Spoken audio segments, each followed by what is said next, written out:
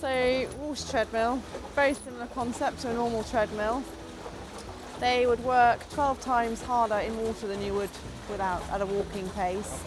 Okay. There's 2 levels of incline. On the highest incline is 10 degree, but it actually works out about 30% of an incline. The water treadmill is a brilliant bit of kit in the fact that from a rehabilitation point of view, there are no negatives. Yeah. There are only positives. From a mental aspect, the horses love it. Yeah?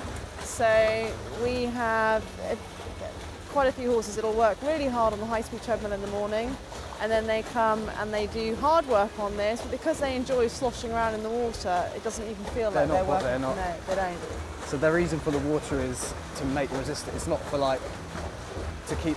If they're like got an injury, it's a bit lighter on them to actually. Yeah, basically the water, as opposed to the high speed, there is a level of concussion, whereas the water treadmill, you are removing all concussion. Yeah. The weight of the water obviously lifts the horses up. So you're basically doing endurance work, you're doing muscularly hard work, you're asking the muscles to perform properly. So if you watch the whole horse's frame, the way he's having to swing, he's making all of his axles work properly. Yeah. And although the belt is running underneath, which in a normal treadmill, it gives you a slightly helping hand, the water prevents that. And how fast can these guys get going? Because obviously the water is quite like Yeah, it's tough. So you wouldn't let these guys sprint or anything like that. No. So they're designed. You could trot on it, but realistically, you have no benefit trotting in water. No. Where the benefit with this machine comes in is the levels of water. Okay. So you can actually just see, but you can see how he lifts the hind gate. Yeah. And then you can see from the top of the pelvis. So basically, with the water at that level, you're asking the horse to really perform properly. There's no being lazy when the water's at that level. It's quite like technical. It's teaching the horse good technique. Yes, absolutely.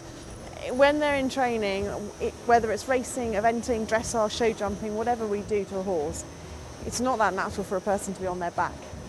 So a rider, good or bad, we are out of shape in the fact that we're unbalanced, so we ride out of balance, we then put them out of balance. Okay. This is ensuring, stroke demanding, that they work properly.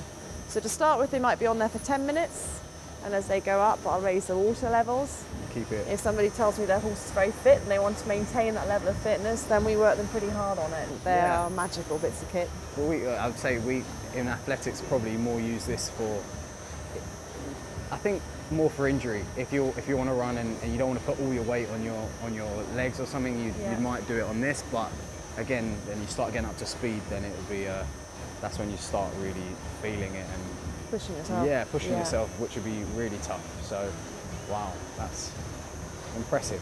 Very impressive, that.